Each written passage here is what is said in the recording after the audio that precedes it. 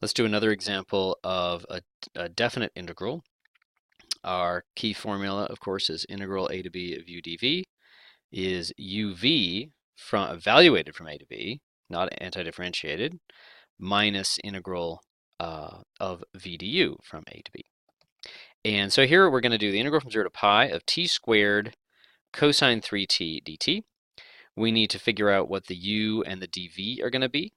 Then we're going to finish that sidebar computation by differentiating the u, integrating the dv. Hopefully that's going to be relatively easy. Put that all into our master integration by parts formula and see what happens. Still the same tips. We get to choose the splitting. We need to be able to anti-differentiate dv, and hopefully u will get simpler. So when you have a power, generally you want to think probably, not always, we'll try to do an example that's not as different, but probably we're going to choose that as the u, because then that's going to get simpler when we differentiate it. Now notice it's not just going away or becoming a constant times dt, but we'll see how to deal with that in a minute.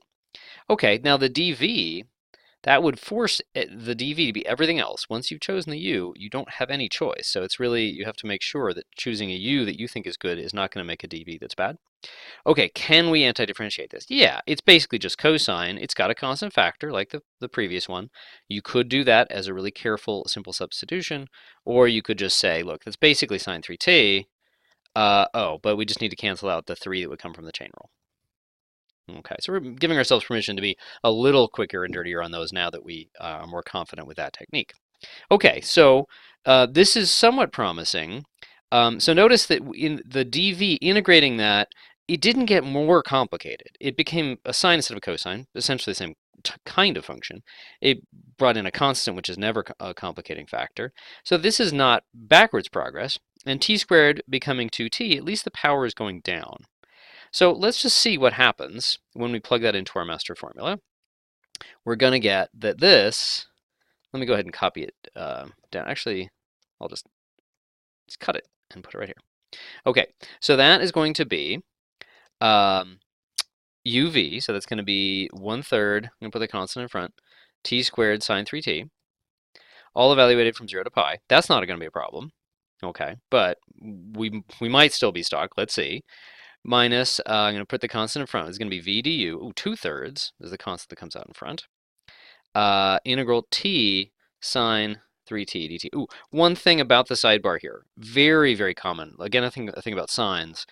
You got a really interesting situation with cosines and sines here, and in terms of plus or minus signs as well. Your overall project is to do an antiderivative. Here, you're doing a derivative.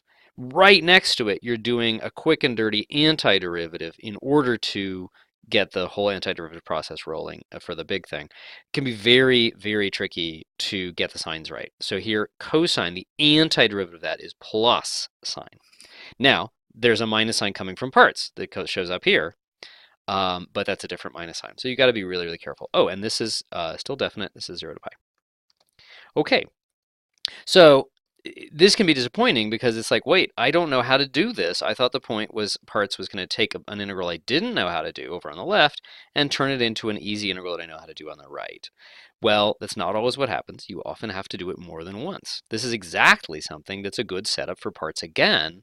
We're going to choose u equals t, dv equals sine 3t dt, then differentiating the t will make it go away. So that's what I mean by like making when you differentiate you get simpler. Powers will get simpler, but they won't necessarily just go away right away. And so a t squared, often that's a signal you might have to do parts twice. If it had been a t cubed, you can finish that sentence, I think. Okay, so let's go ahead and just evaluate this part so it's just not bothering us. That's actually quite simple because when t equals 0, both t squared is 0 and sine of 3t equals 0. When t equals pi, the t squared is definitely not 0, but sine of 3 pi also happens to be 0. So that's just a big fat 0. And I actually chose that.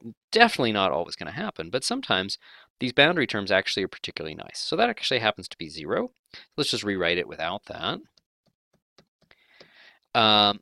Okay, and so this is going to be minus equals minus 2/3 times something that itself is going to be created by integration by parts. So we do something that is not usually a great idea. We're going to reuse variables in the same problem.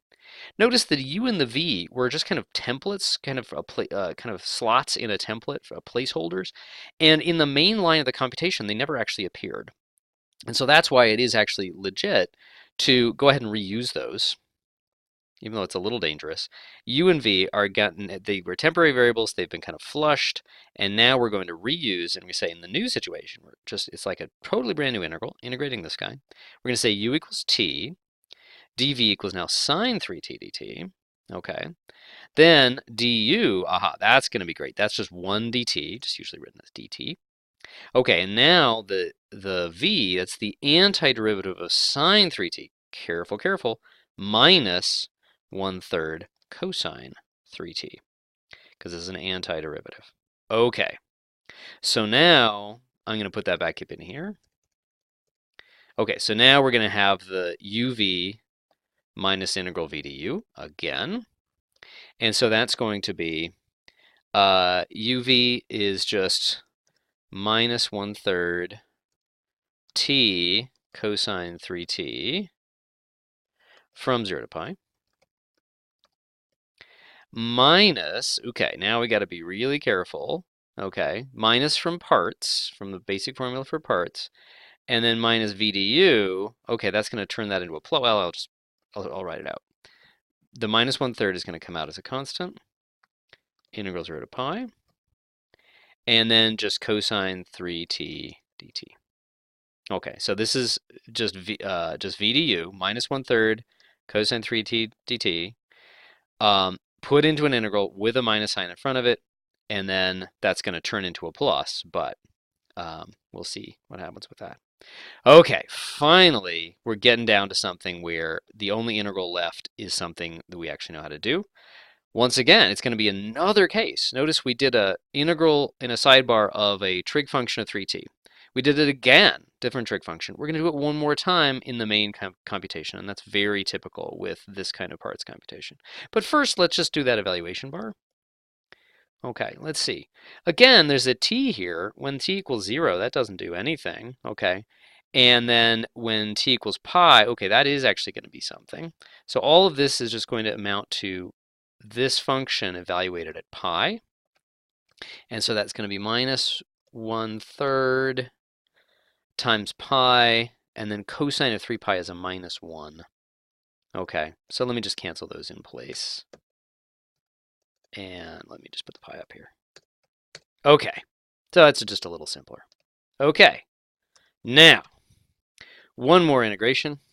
Not too bad. This is just going to be 1/3. So now we're back to anti-differentiating a cosine, which is a positive sign from 0 to pi. Actually, in this example, it turns out if we'd made a bunch of sign errors, they wouldn't matter. Because guess what? We're again evaluating sine from 0 to pi.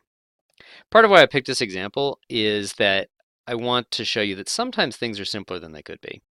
And there's a fair number of integrals that are really important with things like cosine and sine, where you do parts and it looks like it's going to be a god-awful mess, but some things actually work out nicely. Don't guarantee it, especially in book problems where they're trying to make it tricky, but here it's actually pretty nice. So that is all actually just gone. Sine of 0 and sine of 3 pi are 0, and we just get minus 2 pi over 9. Minus, let's say, put the 2 pi. Whew! And we're good. That is the answer. So that's a bit more involved situation, and so I'll put that up in the tips here. Okay, right here, might need to do parts more than once. Okay, and you'll see other examples of that in the book as well.